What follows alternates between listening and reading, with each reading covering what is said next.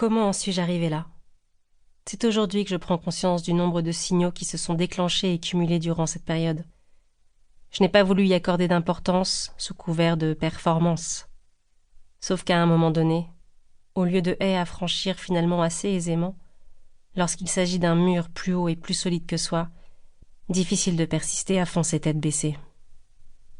Je me suis crue hypocondriaque, n'arrivant pas à comprendre pourquoi mon état de santé se détériorait. J'avais toujours été dynamique, active, énergique, d'humeur relativement égale. Je suis une femme quand même. Souriante, très expressive, ça c'est sûr. J'ai très souvent été malade pendant mes jours de repos, voire pendant mes vacances. Très frustrant et vraiment rageant. Ces soi-disant jours où j'étais censée me reposer étaient un calvaire. Je me faisais la réflexion, autant aller travailler. Là au moins, je suis en forme. Prise de poids et alimentation anarchique. Entre le jour où j'ai débuté ma fonction et le jour où, dévastée, j'ai rencontré mon médecin de famille, j'ai pris plus de 18 kilos. L'entreprise que j'avais quittée pour ce nouveau poste m'avait donné les moyens de rester en forme, sans même le savoir, j'imagine, et j'y avais une alimentation équilibrée. Je déjeunais avec mes collègues, rarement seul, avec ceux de mon service ou d'autres d'ailleurs, dans un restaurant d'entreprise avec un choix varié de plats.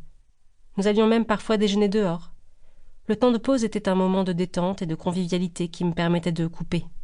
Il y a eu des jours où je n'avais pas le temps, mais même si c'était pour rester 20 minutes ou 15, je rechargeais mes batteries sainement. Débordée souvent, il y avait toujours un collègue ou ma responsable qui me forçait à prendre une pause. Moi aussi j'ai un boulot monstre. Allez, viens, on mangera rapidement. Et quelquefois, au lieu des 15 minutes, cela se prolongeait pour 30. Durant ma formation financée par le Fonds Gessif, j'ai fait un exposé sur l'alimentation et le bien-être au travail. Prémonitoire? Dans ma nouvelle entreprise, j'ai lutté quasiment tous les jours pour savoir ce que j'allais manger. L'environnement était cher et le montant des tickets restaurants n'était pas forcément suffisant. Qu'est-ce qui a pris le pas sur le maintien de mon équilibre alimentaire? Le peu de temps dont je disposais. Je devais réfléchir à mon menu du jour, aller à l'extérieur, faire la queue, revenir. Chronophage. J'ai eu des moments de lucidité, de besoin d'équilibre, de bonnes résolutions.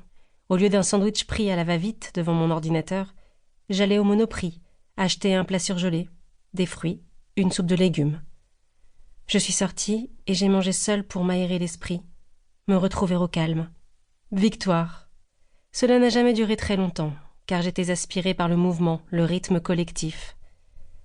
Je n'étais pas la seule. J'enrageais intérieurement lorsque j'arrivais tôt le matin et que le personnel de nettoyage n'avait pas encore vidé les poubelles et le superbe amoncellement d'emballages McDo ou Quick. Fast-food? Traduction. Restauration rapide. CQFD. C'était triste. Il y avait des endroits où l'on pouvait composer ses salades fraîches, mais encore une fois, 9 à 10 euros par jour, cela n'était pas adapté pour la catégorie de salariés dont je m'occupais, y compris moi. Et rien que de voir la file d'attente interminable, cela en décourageait plus d'un. Je n'avais qu'une envie, mettre en place une politique d'alimentation pour eux, pour moi et les responsables. Où menions-nous les salariés? Moi, mon corps était récalcitrant à tenir un tel rythme.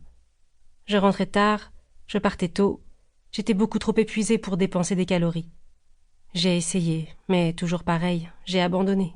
Trop de travail. Je me rappelle d'une journée. Une salariée avait emmené 3 d'entre nous dans une galerie avec un restaurant d'entreprise. Cela peut paraître insignifiant, mais j'ai été si heureuse de ce déjeuner. L'endroit était plutôt vaste, cosy, avec des fauteuils, des plats chauds. Nous avions tous pris beaucoup de plaisir. J'étais excitée. J'ai tout de suite pensé à aller les interroger. Était-il possible d'envisager une intégration de nos salariés?